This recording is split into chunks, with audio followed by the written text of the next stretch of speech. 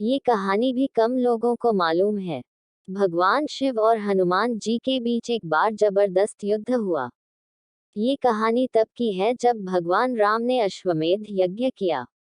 यज्ञ का ये घोड़ा जब देवपुर नगर में पहुंचा तो वहां के राजा वीरमणि के बेटे रुक्मांगद ने इस घोड़े को बंदी बना लिया।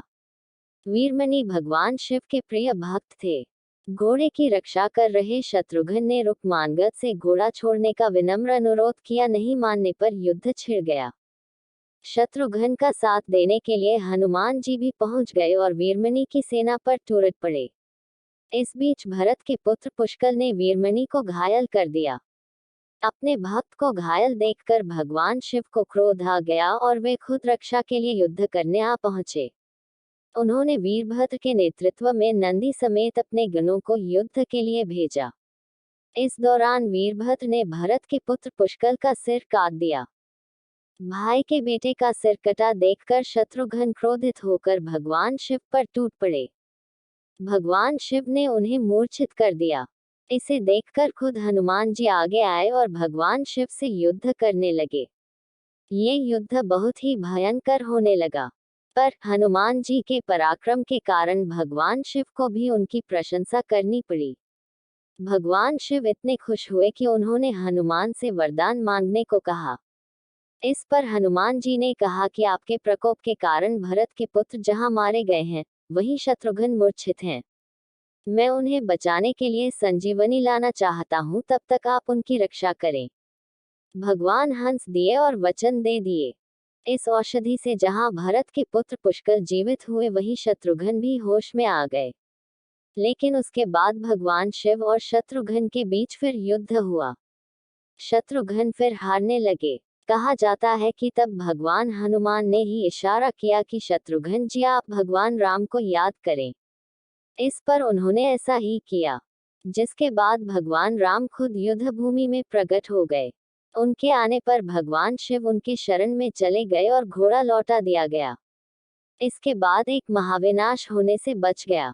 अजर अमर हनुमान जी की ऐसे हुई थी मृत्यु। अगर कोई यह कहे कि हनुमान जी की भी मृत्यु हुई थी तो आप हंस देंगे। स्वाभाविक है कि आप ऐसा करेंगे, क्योंकि हनुमान जी तो अजर अमर हैं। उन्हें तो वरदान है कि वह कभी नहीं मरेंगे। तो फिर ऐसा कब हुआ? तो चलिए इस कहानी को पढ़ते हैं। कहा जाता है कि राक्षस सहस्रासुर को मारने के लिए एक बार भगवान राम निकले, लेकिन जब कई दिन तक नहीं लौटे तो माता सीता चिंता करते हुए हनुमान को उनकी खोज में भेज दी। विलंका में राक्षस ने अपने द्वार पर एक ग्रामदेवी को अपने दुश्मनों से रक्षा के लिए लगा रखा था। उस ग्रामदेवी के बगल में ही विष का एक सरोवर भी था। अगर कोई मित्रभाव से इस नगर में पहुंचता और सरोवर का पानी पीता तो वह जहर उसे नुकसान नहीं पहुंचाता, लेकिन अगर कोई शत्रुभाव से पहुंचता तो सरोवर का पानी पीकर मर जाता। कहा जाता है कि हनुमान जी जब राम जी का पता लगाते इस नगर में पहुंचे तो द्वार पर ही नगर देवी उन्हें पहचान गईं और वे उनके गले में जाकर बैठ गईं। इससे उनका गला प्यास के मारे सूखने लगा।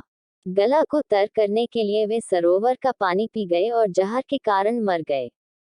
जब राम और हनुमान दोनों बहुत दिन तक नहीं मिले तो संपूर्ण दुनिया को चिंता होने लगी।